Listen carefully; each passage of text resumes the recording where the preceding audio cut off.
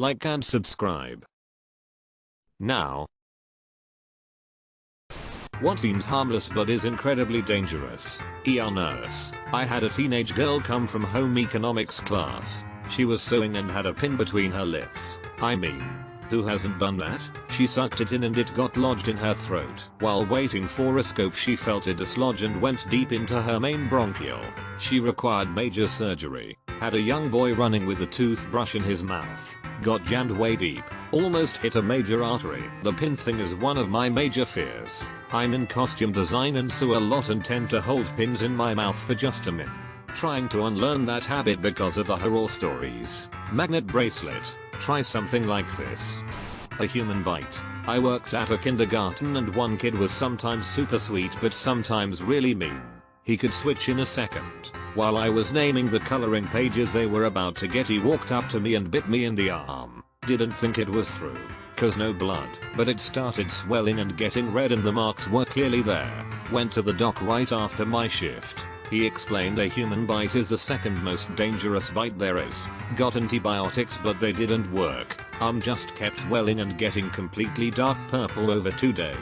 Doctor sent me to the hospital where I got strong antibiotics. Basically everything in me was cleaned with that felt weak for months. If it didn't start working by that night I'd have to come back and be hospitalized to get my underarm removed. I've shat some bricks there. Never thought a kid's bite could cause this. Luckily the swelling got less and the bruise stopped spreading so I still have my arm. But that was very close. Oil painting in a closed studio. Having a small snack before a medical procedure that requires anesthesia. Intubation can cause you to throw up your food and you can choke. Oceanside cliff blowholes. People think they are so much fun to stand around and play with. You fall into one of those things. You aren't getting out. The waves will just bludgeon you against the rocks until you die or you're lucky enough to drown first. Riptide and 4-foot waves. My friend drowned at the beach from a sneaker set. Terrible. A video on how to spot a rip current riptide. Everyone who lives near an ocean, sea, bay, large lake bigger than average pond or intends to visit one in the future should watch this and commit it to memory. For everyone else reading this, keeping swimming parallel to shore. You'll get pulled out a little bit, but more importantly you'll also get out of the riptide without being exhausted and can then get back. Can confirm from personal experience. Do not swim directly out of a rip current. Your chances of success are super low and even if you do succeed, you will be exhausted. Cool covers. It's like being wrapped in a bed sheet underwater. You cannot get free and you cannot scream for help. Once you're in, the only way to get out is to be incredibly lucky and get free or have faith that someone saw or heard you fall in and hope that they get you in time. It's a lengthy, terrifying death that's completely avoidable. Fun fact, I actually almost died BC of this as a little kid at a pool party. Neighbor's dog noticed though and barked at the pool until someone came by. Well I just developed a new phobia. Having a loose animal in the car. A safety instructor once told me doctors had to dig dog bones out of a person after it got between them and an airbag. Same with unrestrained people. They become projectiles. Story of a car full of adults. No seatbelts. With a child baby properly strapped in the back seat. Got into a major accident. Baby was killed due to the unrestrained adult being tossed around in the car, therefore crushing and impacting the baby. Might have been an older driver's ed scare tactic story, but it seems feasible. Kids picking flowers in the park. I am a conservation technician for a county park system. At least once a year I have to stop parents with kids picking flowers off the trail because I see kids with either poison hemlock, one of the deadliest plants if ingesting even a tiny amount, or wild parsnip, which can cause some serious permanent scarring, burns, and boils if the sap gets onto your skin and is exposed to sunlight. Don't let your kids pick or eat anything you aren't 100% sure of. My cousin walked through some tall grass behind her house when she was 11 and got burned by parsnips. She's in her 20s now and still has the scars on her legs from it. It's also the incident that inspired my username. Hectometers. What should my username be? Oh, the plants that effed up my cousin epic. There's that Peppa Pig episode about spiders, teaching UK kids that they are nice and friendly, and that episode is banned in Australia. So there you go. Here's my answer. Peppa Pig episodes. Do not get me started on that effing pig. Mandoline slicer. Use the hand guard, or lose a thumb. One of my favorite ED notes, it's been a few years but it read something like this. 31-year-old male sustained laceration to third digit on right hand while using mandolin. Also in the same room, 28-year-old female sustained laceration of second digit on right hand while using mandolin after partner sustained similar injury.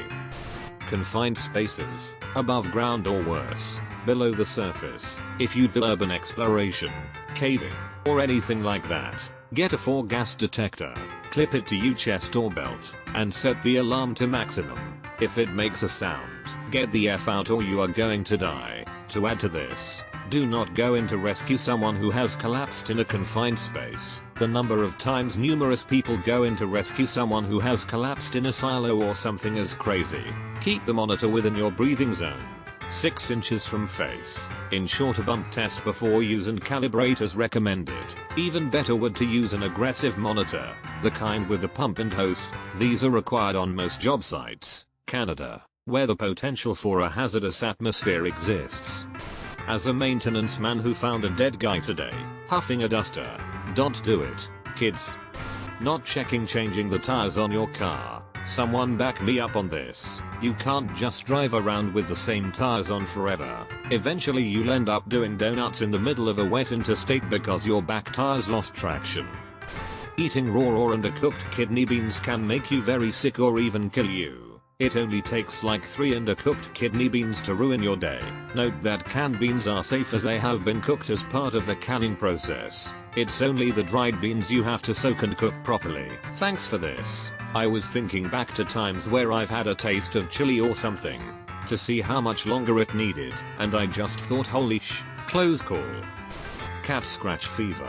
Yeah, the song is pretty cool but that's about it. A stray cat scratched my dad one time and FED his sharp. I got Bartonella as a teenager, and was part of the 0.0001% who get it and have no symptoms other than literally going blind. Woke up one morning and couldn't see out of my right eye. Took a few months to diagnose, got some fun steroid infusions, and finally regained sight like 6 months later. Super fun as a 14-year-old. Walking off the boardwalks at Yellowstone.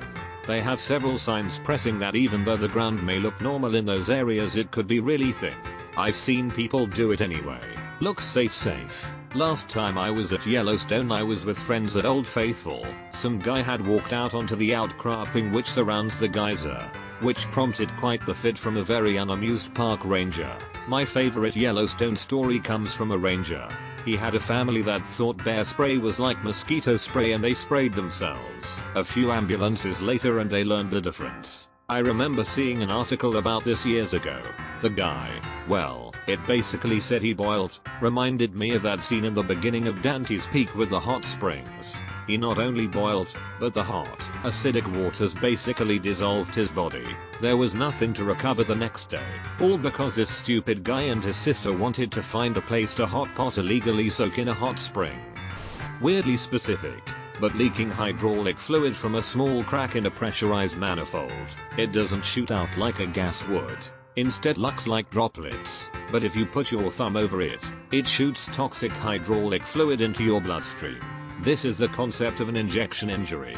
This can happen from any highly pressurized liquid like say a power washer. Basically, the high pressure shoots bacteria, toxins, foreign material deep into your tissues, which manifests in something much more serious than what appears to be just a deep cut because the chance for serious infection, like amputation needing infection, is quite high. Usually opening up the entire wound and surgically cleaning all affected tissue out is proper treatment to prevent it from spreading. And now I have a new fear. I'd watch this episode of CSI, or should I say C. This is an understatement of how dangerous hydraulic leaks are. If you're working with hydraulics and you feel a small sting or cut, you need to go to the ER immediately, and even then you may lose a limb. Texting co-workers after you've been drinking. Garage door springs. People don't realize just how much tension those things are actually under. Never repair a garage door yourself unless you know exactly what you're doing. The stored energy in them is enough to break bones and sever limbs. About 3 years ago, I had just snubbed out a smoke and went into my house from my garage. Just as I was about to close the door from the garage to the house, I heard a gunshot and a loud bang. I peeked around the house from inside and couldn't see anyone, no cars or bystanders. A few hours later, I went out for another smoke and half of my garage door spring was in the floor by the door, and the other half was on the other side of the garage. The kinetic potential those springs have is effing scary. If I'd been hit on the head, I very well could have died. So yeah, garage springs are nasty things. Garage door springs. I DIY a lot of things, but after reading about door springs I'll let the professionals handle it. When I was buying my house, the inspector went through and gave me tips on how I could fix up some of the issues he found. Mostly stuff like you can prevent mildew by lining the crawl space with more plastic, and if you put more insulation here it'll cut down on your electric bill. Then he got to the stiff garage door spring. Whatever you do, don't try to fix that on your own. Don't even think about it. It'll take your arm off. My dad lost part of his nose to one of them. Doctor said if he had been an inch closer he would probably have died. We were in our living room watching TV and heard a very loud bang. We searched the garage and couldn't figure out what made the noise, until the next morning when we opened the garage door. It folded like a Chinese fan. Turns out, the spring broke and that's what made the noise. We weren't even in the garage when it happened. Scary stuff. Yes, my dad is a garage door guy and has told me horror stories about winding them. Garage doors in general are dangerous for kids and pets. I knew someone whose coat hood strings got caught on a garage door and she was hung with her airway restricted until her dad found her. Lived the rest of her life severely disabled. Over-the-counter medicines. Just because you can get something without a prescription does not mean it's safe in all cases or in high doses. Traveling drilled that into me. Something common in my home country would be prescription only or even banned in another, and vice versa. Usually it's because of concerns over excessive use or just whatever side effects being deemed unacceptable in one place or not another. Makes you realize how much of the politics of a place come into play in terms of your safety. A former NFL player died today from liver disease caused by OTC pain medication. Tylenol causes 40% of liver failure deaths in the US. Lint. Too much lint in a dryer can cause a fire. Gotta clean that stuff out on the regular. You also need to clean the vent that goes from the back of your dryer, through your wall, or ceiling, to the outside. Mine is at least 30 feet long and I cleaned it for the first time this month because my dryer was taking longer and longer to dry clothes. Turns out there was a clog that could have caused a fire, and I pulled out a couple trash bags full of lint. Our house was built in 2004 and by the look of it this might have been the first time anyone cleaned the vent. Serious question. How TF do you clean a 30-foot tube? I've never cleaned mine and suddenly feel the need to clean it immediately. It's always been a rule in my family that you clean the lint trap after every use. Can never be too careful. I never realized that people don't do that. I was taught that it's part of the laundry routine. Open dryer. Take clothes out. Clean lint trap. Closed door. If you don't already, which apparently people don't, you should make a habit of it. Lint also accumulates in the duct vent. Out of sight, out of mind. But you should brush or vacuum it out every few years. Can confirm. Especially if you have dogs that shed a lot. Dog hair gets trapped in places you never think about it can even see. Still grateful I was home the day the dryer burst into flames and actually had a fire extinguisher on hand. Only time in my life I've had to use one. Jumping on a trampoline. Worked in 4 years. A trampoline fun zone place opened up in our city. Suddenly it accounted for like 10% of our traumas. Mostly just broken arms and legs, but still. One of the funnier parenting stories is my wife took our 2-year son to a trampoline place in town. They had a good time, but she was carrying him back to the car and she tripped in a pothole in the parking lot and he fell on his face and had to go to sick kids as he was a bit woozy after. He was fine. But those trampoline places are going to hurt you one way or the other, especially if you're jumping onto a netless one, surrounded by a brick retaining wall on 3 sides. From the deck. I don't know how the worst injury was a sprained ankle. We used to jump off the roof of my neighbor's porch, hit the trampoline, flip onto the 4-foot pool. None of us are dead and I don't know how. I had a mild scoliosis and after getting a trampoline, my scoliosis got way worse from that point on. Gymnastic trampoline must not be that bad, but the backyard black ones are really bad for repetitive usage. Pushing someone's face into a cake as a joke. Some cakes have little wooden spikes inside to support the cake.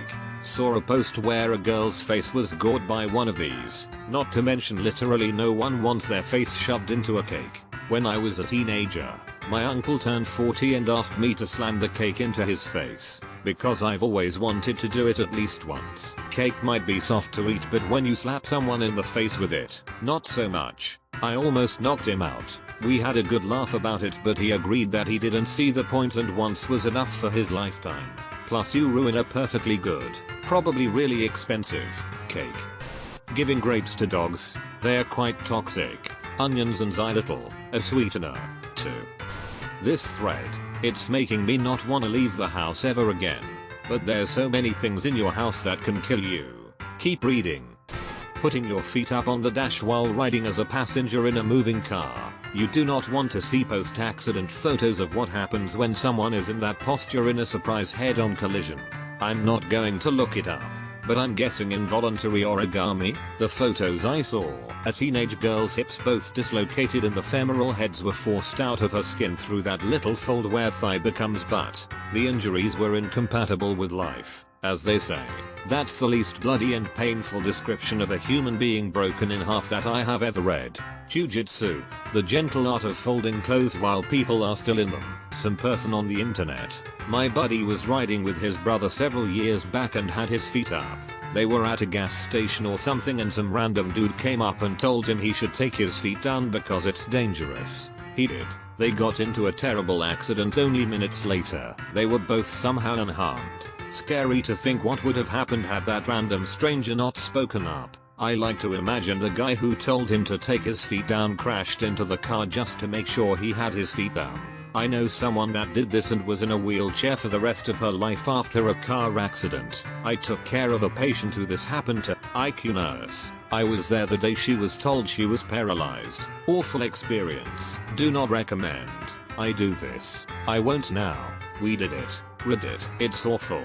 Even after telling people about it, they shrug it off. SMH. Give them perspective. I was a pedestrian hit by a truck on a crosswalk. My pelvic injuries were identical to the ones with feet on dashboard, or so the X-ray tech told me, and those techs have access to some medical history. My pelvis was a puzzle and I'm now about 10 pounds heavier because of all my plates, and these injuries also can mess up spines so they could easily end up in a wheelchair. I sincerely hope they never go through any of the pain I went through. Cleaning ammonia with bleach. Never clean up cat pee with bleach. When my dad taught me to clean the litter box, that was the first thing he said. It's a violation of the Geneva Convention and could kill the family. My roommate worked for a supermarket as a teenager. No one taught him about ammonia and chlorine, bleach, and he mixed both in his mop bucket. A thick fog started radiating from the bucket. He told his manager and, thankfully, the store was evacuated immediately. It's wild that a clueless teen had the ingredients to make WWI-style poison gas just like that. Silence in a house with toddlers. A screaming child is a breathing child. Yeah. Learning this with our 9-month-old. Babbling away happily means he's playing. Silence means he's concentrating on something and he needs to be checked on instantly and removed from whatever plug socket dog's water bowl tiny particles he's trying to pick up and eat that have earned his focus. Toddler noises in a house at night when you don't have children. Cat bites. Cat fangs puncture deep and trap bacteria deep within your tissue, leading to horrible infections. You might think one isn't serious because it's not bleeding much, but that just means the wound isn't flushing properly if you get seriously bitten by a cat. It's very important to go to urgent care so they can properly disinfect the wound. I was bitten by my own cat and spent a week in the hospital. Cat was limping. Turns out this was due to a spiral fracture. I was trying to get him into a carrier to take him to the vet and accidentally grabbed the broken leg, which I didn't know was broken at the time. He bit me between the knuckles of my index and middle finger. My wife took the cat to the vet while I went to urgent care. They cleaned the wound and prescribed me some oral antibiotics within a few hours of the bite. Of course, this all happens on a Friday. Everything was basically fine on Friday. Just a couple cuts and a band-aid. Swelling was worse on Saturday but basically still fine. But by Sunday morning my hand looked like I had a softball growing out of my palm. I couldn't touch my thumb to any of my fingers. It was pouring out nasty looking pus whenever I tried to make a fist. And I started to get red streaks lines going up towards my elbow. My sister-in-law is a pediatrician, so I texted her a pic of it. She called me back almost immediately and told me to go to the emergency room the instant we hung up. I get to the ER and after an hour or so they admitted me to the hospital. I remained in the hospital for 8 days. IV antibiotics for MRSA and staph every 4 hours to start. Once blood results came back they determined I had just gotten the wrong type of antibiotic from urgent care. Staph positive vs staph negative or some such. So they were able to move me to changing the IV every 8 hours. Ended up costing more than 12k in hospital bills for me and another 2.5k in surgery for the cat. This was a rescue cat we got for free, shots and all. Any wound that had red lines or streaks traveling need immediate attention if you don't want to die. You got real unlucky there. Most house cats aren't going to give you blood poisoning. But yeah, always treat animals' bites as serious. Hanging around idiots. Most of the time they only do dumb sh that affects themselves, but when they do something that affects you it can change your whole life. So just remember, if you're in with a group of imbeciles you're rolling the dice with your life every second. It's like standing in low-grade radiation. It's unnoticeable right up until it's incurable. I went on the most idiotic camping trip with 2 people I knew pretty well and their raid bros from high school. Not complete idiots by themselves. But together it was pure top fuel stupid. They had all this history together and made completely rookie mistakes that you never make in the backcountry. I cringed every step of that trip. Anytime one of them would want to talk over an idea or a route. They packed 125-pound packs each. They scaled a dry, vertical waterfall of nearly 200 feet to save 15 minutes without climbing gear, packs on. I caught up with them because they were completely exhausted after. No one brought first aid, except my little army surplus kit. No one but me brought gloves. Above 10 kft in the eastern Sierras in late September, the group voted to not hang our food and bear canisters in a tree away from camp. Result? Bear came through camp every night at 3 AM and ransacked the place. One member was a nurse and brought high-powered painkillers because he thought it would help acclimate the altitude. Everyone just got wasted and didn't even set up camp the first night. One dude fell asleep in a marsh and was sick the rest of the trip. They straight up stole all my paracord while I was fishing to build a raft out of found branches. It sank and they had to swim back. We had water filters, but they would eat snow to make drinks with. Oh yeah, everyone packed 2 handles of booze. I packed long steel BBQ tongs. Everyone laughed at me all the way up. They became the community tongs once we needed to cook and make a fire. They thought it was a good idea to split up on the way down for some reason. I was fine with it. No one was going to beat me down the mountain after that bullsh. Edit to answer some questions. Yes, the packs were well over 100 pounds. They weighed them on a bathroom scale at the A-frame we stayed in the night before. They all drank too much and smoked too much weed, so they started out the hike hungover and dehydrated too. The whole thing seemed to be who could be the most stupid manly, and it escalated from there. The dried waterfall was mostly large boulders. I guess they could have taken the packs off and sort of hoisted them up from rock to rock. IDK as I went around. No safety concerns were thought out. The bear came every night. I ended up moving my tent away from the group and creating a stash with my canister that I strung up well away from my site. Of course the idiots stole my paracord a few days in, so my perishables ended up getting ransacked with the groups every night after. The nurse liked to party and I have no idea how, where, why he brought those pills and not a first aid kit. Everyone was in their mid-30s except for a couple people. It was a 12-day trip including the first night in the cabin to acclimate to the elevation with booze and weed.